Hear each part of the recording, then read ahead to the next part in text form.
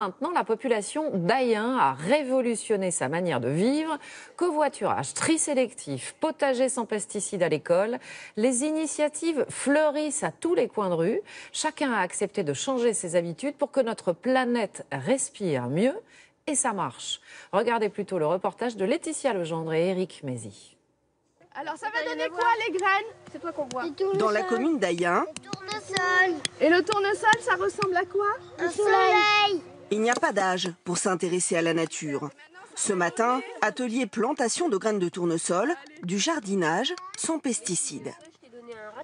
Pas d'engrais, pas de phyto, un peu de fumier et ça pousse. C'est un jardin naturel et c'est une bonne école. Tu aimes bien faire du jardinage? Non, pas trop. Pourquoi? Parce que j'aime pas me salir les pieds et les mains. La protection de l'environnement, la commune y réfléchit depuis plus de 10 ans. Les enfants ont grandi en apprenant à composter, à trier les déchets. Ils consacrent même des ateliers périscolaires à ce sujet. Je mets les cartons dans les cartons, les plastiques dans les plastiques. Pour utiliser les choses qu'on peut garder encore au lieu de les jeter. Les livres. Ouais. Les jeux. Les t-shirts. Les vêtements. Avec ces petites choses, si tout le monde les fait, et ben après ça peut aider l'environnement. Au cœur de la Corrèze, Ayen, 740 habitants et en 10 ans, plus de 150 actions de développement durable. Une cantine qui se fournit avec des produits de la région, des éclairages éteints la nuit, des bâtiments basse consommation et une résidence intergénérationnelle totalement rénovée. Si vous voulez entrer... Josette Mélia, il y a emménagé il y a 1 an et demi. Alors, la salle à manger, vous voyez, il n'y a pas de porte. Ça, c'est au cas que les gens ont un handicap, vous voyez, en fauteuil roulant quoi. Dans un appartement aussi, spécialement pensé pour les seniors. Sans porte. Ça s'allume automatiquement. Et alors, la salle de bain, aménagée, alors, rideaux, antidérapant, le sol. À 76 ans, elle a dû apprendre à trier ses ordures, avec succès. Elle consomme moitié moins de sacs poubelles. Avant, c'était bien une poubelle tous les 2 jours. Tous les 2 jours, hein, puisque je mettais tout dedans. Pourquoi se gêner? C'est le cas de le dire. Pourquoi se gêner quand tu sais que tu peux? Et maintenant? J'ai un petit caddie où je mets mes plastiques, mes journaux, que je mets de l'autre côté. Oh non, je fais attention. Hein. Et ici, les habitants n'hésitent plus à bouleverser leurs habitudes. Le covoiturage, par exemple, leur permet de sortir de l'isolement. Bonjour Rémi.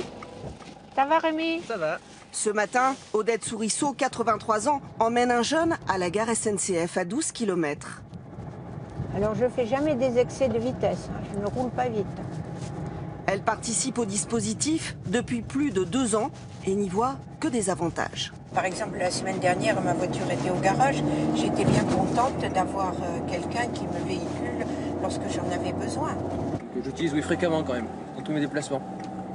Ça me permet de ne pas faire le voyage seul et puis de faire connaissance et puis ça fait un geste pour la planète aussi.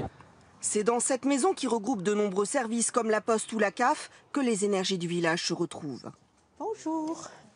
Pour ces trajets, Odette Sourisseau touche une petite indemnité, une monnaie locale. J'en ai pas beaucoup, vous m'avez tout pris l'autre jour. Le yaka, comme on l'appelle ici. C'est du service à la personne.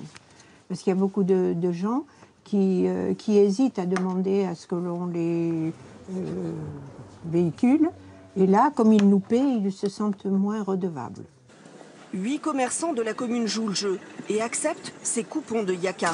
3,16 €, s'il vous plaît. Super, avec les bons yaka. La commune d'Ayen a été plusieurs fois primée pour sa démarche éco-responsable et elle attire de plus en plus. Comme les parents de la petite Mathilde, soucieux de protection de la nature.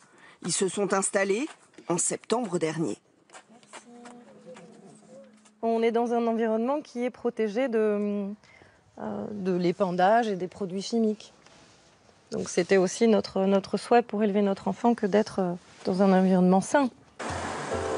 À l'heure où certains villages se meurent, Ayen a séduit une quarantaine de nouveaux foyers, rien que l'an dernier. Une occasion de plus pour faire vivre la commune et partager de nouveaux projets. On vient de le voir, Ayen est un modèle. Mais est-il aussi le signe d'une tendance qui se développe? Lorraine Gublin, bonjour.